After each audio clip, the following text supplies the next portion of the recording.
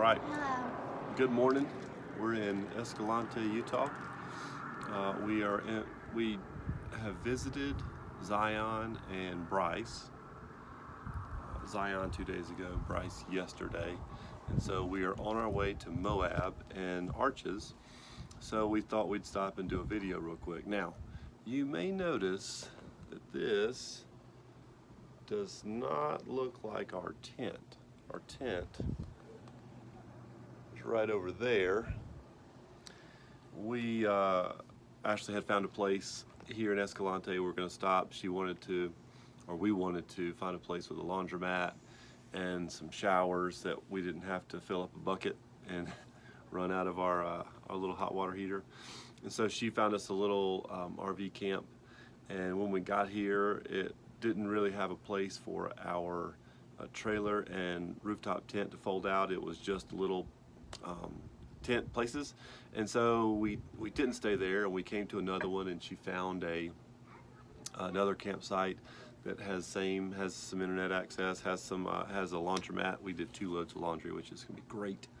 And they had a cabin that was available, and we haven't slept. We decided to celebrate our 10 days on the road with a night in a bed and a bathroom that has walls, actual walls. And it flushes.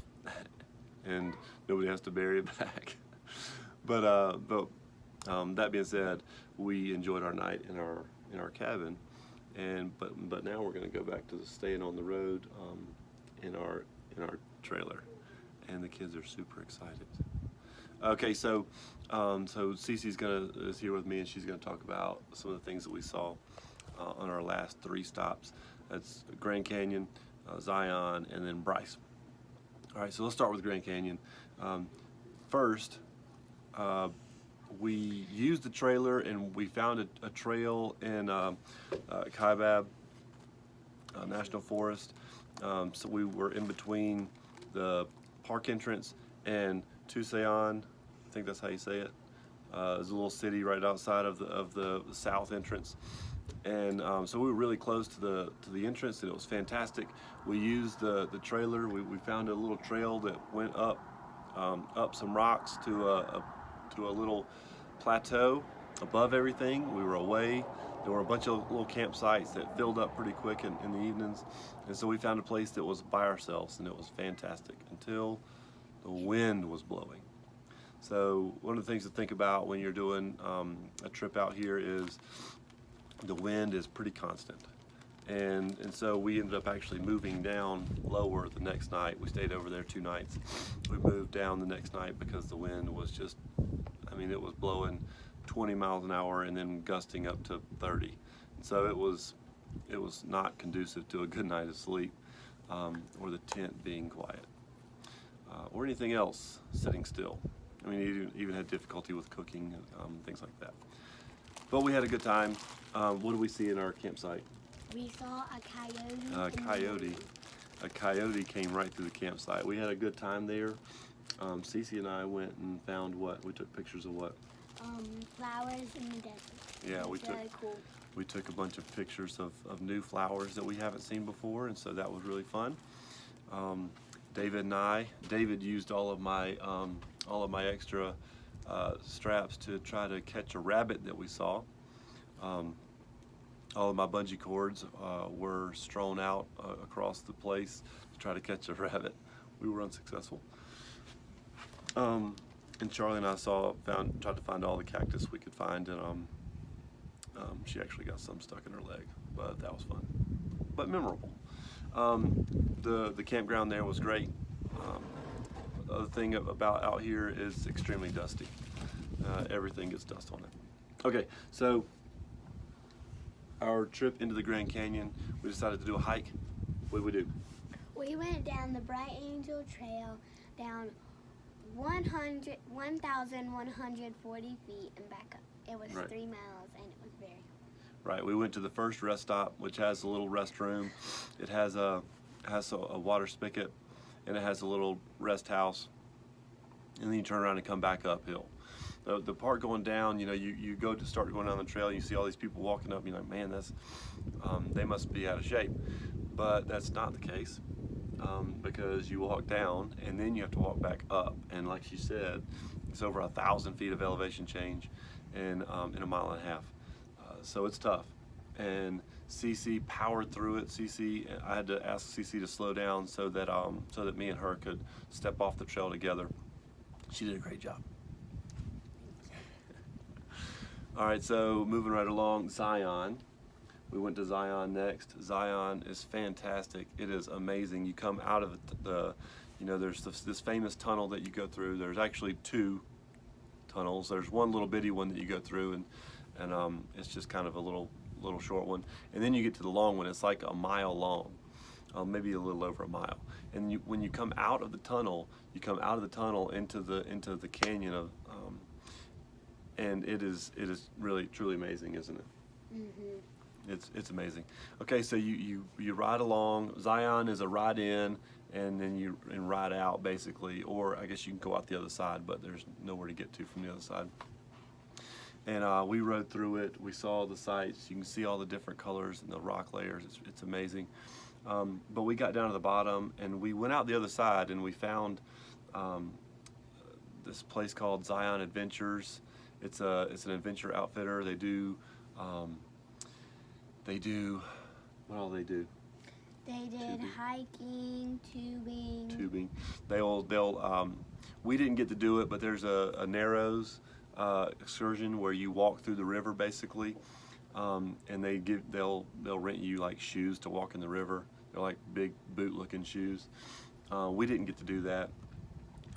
Some of the areas were closed still, so we didn't get to do some of those. But we did get to go biking down through Zion.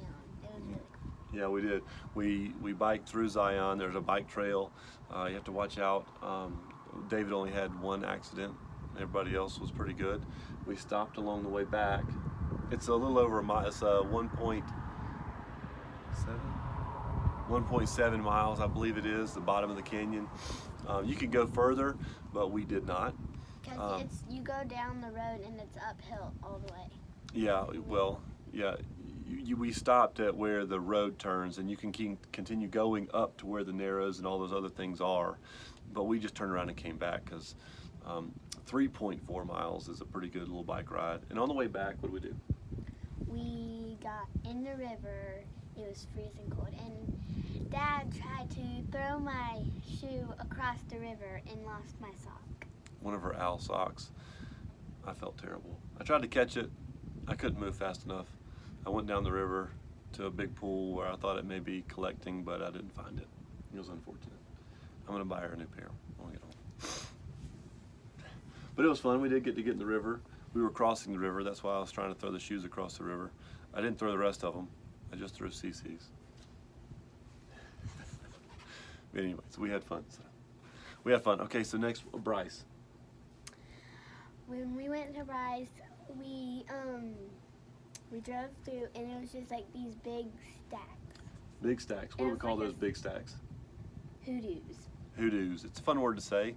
Hoodoos. It looks like when you're at the beach and you take sand and you drip the sand down on top of the wet sand on top of itself, and it kind of stacks up. That's what it looks like. Bryce is beautiful, but it's different. It's another canyon, obviously, but it's different than some of the other ones. So when you're coming out west and you see all these different places, they are different. Similar in some ways, but they all have their own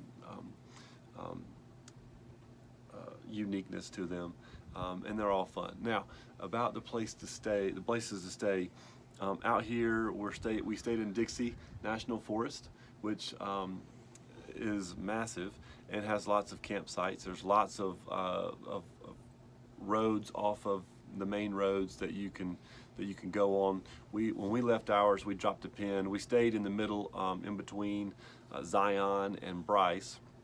We stayed there for 2 nights, but we had to go to a couple different roads because another thing that's big out here is this off-road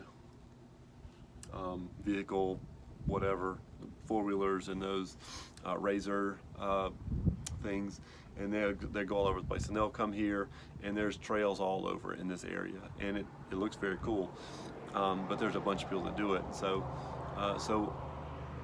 if you're making a trip out here, make sure that you have a couple backup plans. You don't always have to stay at the first place you get to. We would drive by one and it would be packed, and then we would drive by another one and there'd be one or two people. And also think about where you're going to stay and where you're going to go. So we had to backtrack a little bit. No, we didn't. No, we didn't. We didn't stay. We left and we carried the trailer through Bryce. We just rode through Bryce. We didn't get out and do a whole bunch of walking. We did walk in Red Canyon, which was really neat. And Cece led our little informational tour, and we saw a bunch of neat stuff in Red Canyon, which is just before you get to Bryce Canyon. It's like 20 minutes away. Yeah, if you leave Zion and go to Bryce, it's in between. It's about 20 minutes before you get to Bryce. But anyways, so the campgrounds, remember to check ahead or be prepared to have a couple different options when you get to where you're going. Also think ahead about where you're traveling to that day or the next couple days when you're finding a place to camp. Also, there's dust everywhere. I think I may have said that. You did. I did. All right, so we're off to Moab and Arches. We're going to stay there for a couple days. Hope to give you some more updates. Maybe I can get one of the other two kids to come out and help me next time. But thank you, Cece, for being willing to video with me. All right, see you next time.